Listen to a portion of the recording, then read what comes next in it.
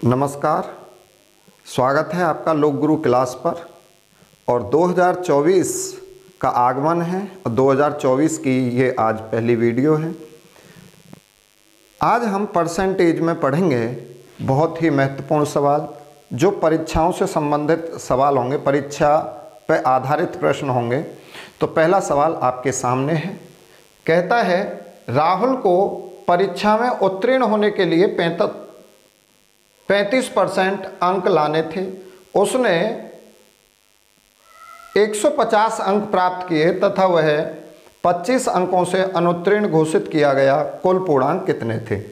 यहाँ पे 2 बार लग गया है उसने, कोई बात नहीं। तो भाई कोई पेपर है, किसी विद्यार्थी ने पेपर देना है, पास होने के लिए उसे 35% अंकों की आवश्यकता होती है। विद्यार्थी के 150 अंक आते हैं लेकिन वो फेल हो जाता है। कितने अंक से फेल हो जाता है? 25 अंक से। तो इस सवाल में स्पष्ट बात कही गई है कि किसी को भी पास होने के लिए परसेंट में कितने अंक लाने होंगे? 35% अंक लाने होंगे, तब वो पास होगा। उत्तीर्ण का मतलब है पास होना। लेकिन विद्यार्थी के आए 150 अंक। अब 150 अंक आए लेकिन वो पास नहीं हुआ, 25 अंकों से अनुत्तीर्ण हुआ। अनुत्तीर्ण का मतलब है फेल होना, उत्तीर्ण का मतलब है पास होना। तो 25 अंक से अनुत्तीर्ण हुआ, यानी उसके 25 अंक और आ जाते तो वो पास हो जाता। तो भाई पास कितने पे होते? फिर 150 तो उसके आए, 25 और आ जाते तो भाई कितने बन जाएंगे ये? 150 और 25 175। यानी नंबरों में 175 पे पास होगा, परसेंट में 35% पे पास होगा। तो 35% की वैल्यू 175 अंक। उसने पूछा कुल पूर्णांक बताओ। कुल पूर्णांक होता है जी 100%। पूर्णांक होता है 100%। तो जब आप 100% निकालेंगे तो सबसे पहले 1% की वैल्यू निकालेंगे। 1% का मान होता है 175 बटे 35। भाई 35% की वैल्यू है 175, तो हमें 1% निकालना है, तो हम 35 से देंगे भाग। अब हमें कितने चाहिए? 100%। 100 की गुणा कर देंगे, 100 की गुणा कर देंगे। अब ये काट दें आपस में, तो 5 से काट लें, 5 सत्ते 35, 5 से ये काट दें, 5 दूनी 10 20 बार। फिर 7 से देखो ये काट देंगे, 7 दूनी 14, 7 पंजे 35, और 25 और 20 की गुणा करेंगे तो ये आ जाएंगे 500। यानी पेपर में जो पूर्णांक है वो 500 का है। ठीक है। दूसरा सवाल, एक परीक्षा में पास होने के लिए सुनील को 40% अंकों की आवश्यकता होती है। वह 220 अंक प्राप्त करता है और 20 अंकों से अनुत्तीर्ण हो जाता है। परीक्षा में अधिकतम अंक कितने थे? भाई पास होने के लिए सुनील को कितने अंक चाहिए परसेंट में? तो आप कहोगे जी 40%। 40% अंक चाहिए पास होने के लिए, लेकिन उसे मिले कितने? उसको मिले भाई 220 अंक। अब 220 अंक उसे मिल गए लेकिन पास नहीं हुआ, वो 20 अंकों से फेल हुआ है। अनुत्तीर्ण मतलब फेल। 20 अंक से फेल हुआ है, अगर उसके 20 अंक और आ जाते तो वो पास होता। 220 तो आए हैं लेकिन 20 कम रह गए, अगर 20 और आ जाते तो वो पास होता। तो आप मुझे बताओ पास कितने नंबर पे होंगे? 220 और 20, तो आप कहोगे जी पास होंगे हम 240 नंबर पे। पास होंगे न अंकों में 240 पे, परसेंट में पास होंगे 40% पे। तो हमें अधिकतम अंक पूछे हैं, यानी हमसे वो अधिकतम अंक पूछता है या पूर्णांक पूछता है, 100% होता है। पूर्णांक के अधिकतम अंक कितने होंगे? 100%। तो आप 100% की वैल्यू निकालें। सबसे पहले हम 1% की वैल्यू निकालेंगे, तो 240 में भाग दे देंगे 40 से। जैसे हम 40 से भाग देंगे, 240 में 40 से भाग देंगे 1% की वैल्यू, हमें चाहिए कितने? 100%। 100 से कर देंगे गुणा। भाई 0 से 0, 4 6 24, 6 की 100 से गुणा करेंगे तो ये आ जाएंगे 600। तो 600 अंक का पूर्णांक था। चलो सवाल 3 है। जगत को एक परीक्षा में उत्तीर्ण होने के लिए 36% अंक प्राप्त करने थे। उसने 24% अंक प्राप्त किए और वह 60 अंकों से अनुत्तीर्ण घोषित कर दिया गया। पूर्णांक ज्ञात करो। भाई कोई पेपर है, विद्यार्थी पेपर देता है, उसे पास होने के लिए 36% अंकों की आवश्यकता होती है। पास होने के लिए परसेंट में 36% अंक उसे लाने होते हैं, लेकिन उसने 24% ही अंक प्राप्त किए। पास होने के लिए चाहिए 36%, प्राप्त कितने किए उसने? 24%। तो आप बताओ भाई 36% चाहिए, 24 हमारे आ रहे हैं, तो हम परसेंट में फेल हो गए। कितने परसेंट से फेल हुए? आप कहोगे जी 12% से फेल हो गए। भाई 12% से ही फेल हो गए हम परसेंट में। और वैसे उसने कहा कि वह 60 अंकों से अनुत्तीर्ण घोषित कर दिया गया। अनुत्तीर्ण का मतलब फेल। तो परसेंट में तो हम 12% से फेल हुए, लेकिन अंकों में कितने से फेल हुए? तो आप कहोगे जी 60 अंक से। तो 12% की वैल्यू 60 अंक के बराबर होगी। पूर्णांक पूछा है हमें, तो पूर्णांक होता है भाई 100%। पूर्णांक होता है 100%। तो 100% की वैल्यू हम कैसे निकालेंगे? पहले 60 में 12 से भाग देंगे, और जैसे ही 12 से भाग देंगे 1% की वैल्यू मिली। अब हमें 100% चाहिए, तो गुणा करेंगे 100 की। 12 से 60 काट देंगे 5 बार, 5 की 100 में गुणा करेंगे, ये आ जाएगा 500। तो हमारा जो पूर्णांक होगा वो होगा 500 अंक का।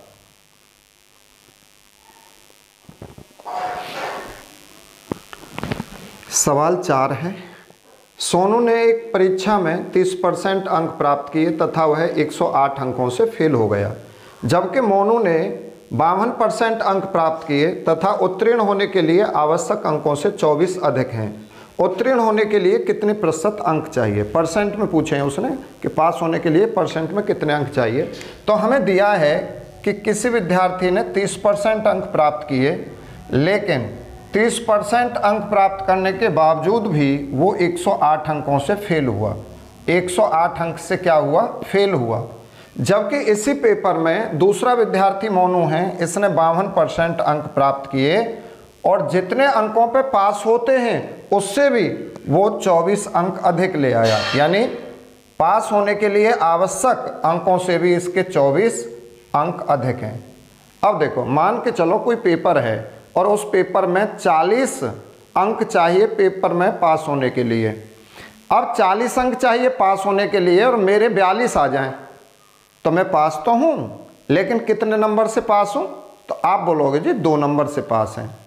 अगर मान लो मुझे 40 चाहिए पास होने के लिए और मेरे 35 आ जाएं, तो मैं बोलूँगा फेल हूँ। कितने नंबर से फेल हैं?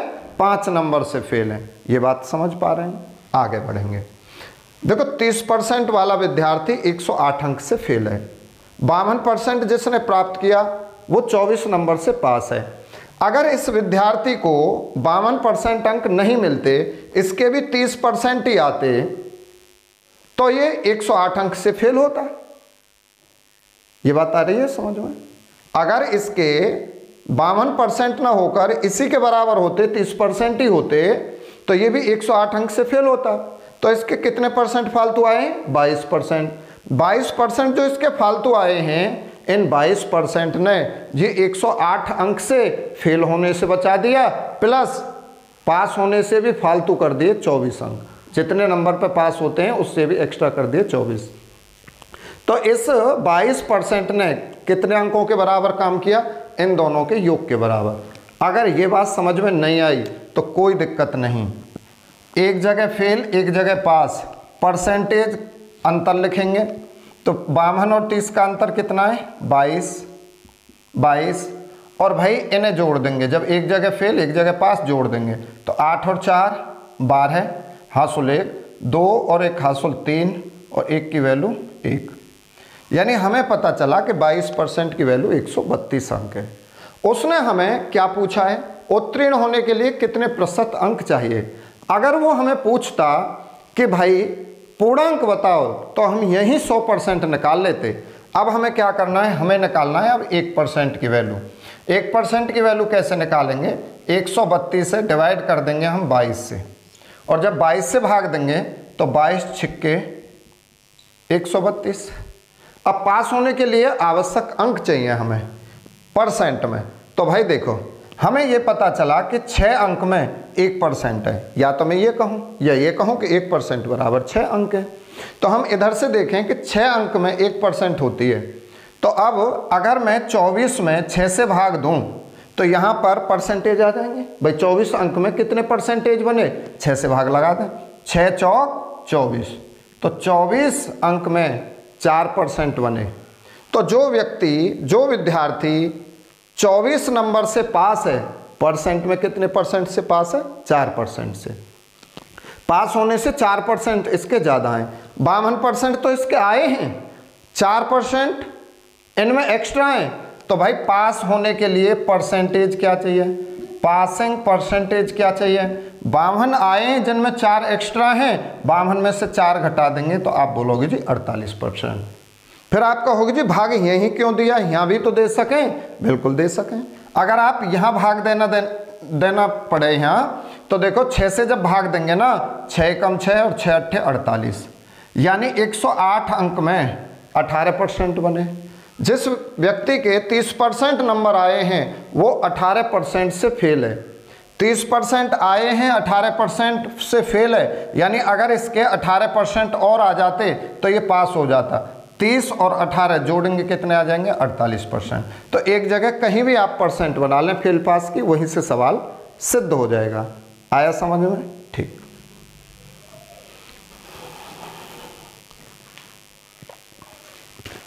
सवाल 5, कपिल ने एक परीक्षा में 30% अंक प्राप्त किए तथा वह 90 अंकों से फेल हो गया, जबकि रवि ने 40% अंक प्राप्त किए तथा उत्तीर्ण होने के लिए आवश्यक अंकों से 30 अधिक हैं। उत्तीर्ण होने के लिए कितने अंकों की आवश्यकता होती है। तो भाई पास होने के लिए आवश्यक अंक पूछे हैं, उसने हमें दिया है कि 30% अंक प्राप्त किए कपिल ने, और 30% अंक प्राप्त करने के बाद भी वह 90 अंक से फेल हुआ।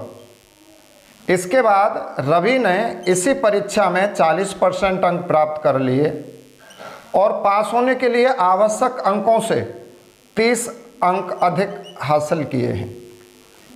एक ही परीक्षा में दोनों व्यक्ति बैठे हैं, जिसने 30% अंक प्राप्त किए वो 90 अंकों से फेल है, परसेंट नहीं है ये, 90 अंकों से फेल है, और जिस परीक्षार्थी ने 40% अंक प्राप्त किए वो 30 अंकों से पास हुआ है। तो हमें क्या करना है, देखो एक जगह फेल एक जगह पास, परसेंट का अंतर निकालेंगे। कितना अंतर है परसेंट का, आप बोलोगे जी 10%। एक जगह फेल एक जगह पास, यहाँ जोड़ देंगे, जोड़ेंगे 90 और 30 120, यानी आप कहेंगे जी 10% की वैल्यू 120 है। तो हमें क्या पूछ लिया उसने, पास होने के लिए आवश्यक अंक।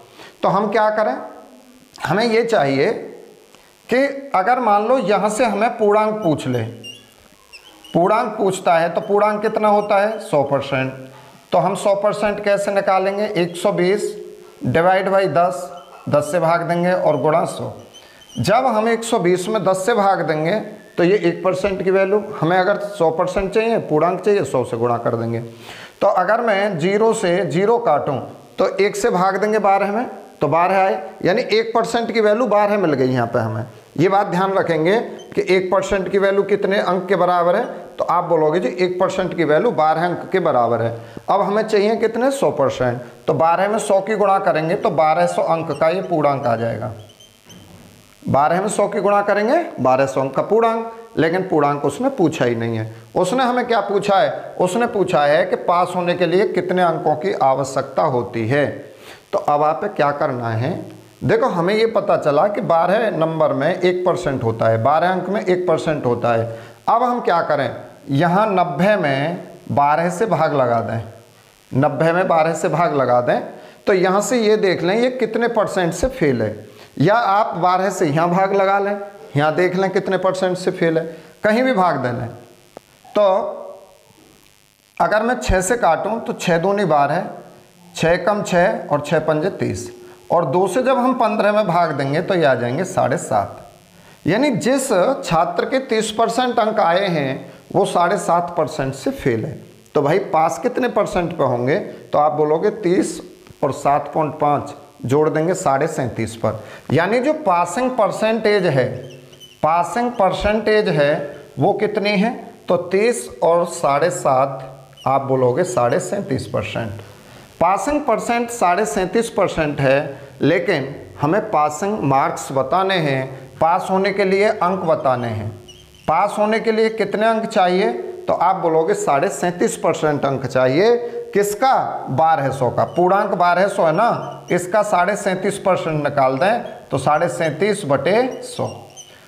आप ये पता है कि 2 जीरो से ये 2 जीरो हटा देंगे।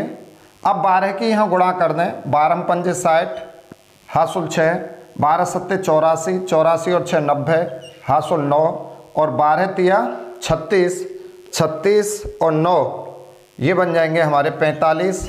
और भाई दशमलव एक अंक पहले यहाँ लगा देंगे, तो दशमलव के बाद आई हुई 0 और ये दशमलव दोनों बेकार हैं। तो पास होने के लिए जो अंक चाहिए वो चाहिए हमें 450। इस सवाल में हमने पूर्णांक भी ज्ञात कर लिया 1200 अंक का। पास होने के लिए परसेंटेज में कितने अंक चाहिए वो भी देख लिया। पास होने के लिए न्यूनतम अंक कितने चाहिए वो भी देख लिया। तो हमने इस सवाल में तीनों चीज़ देखी हैं। ठीक है,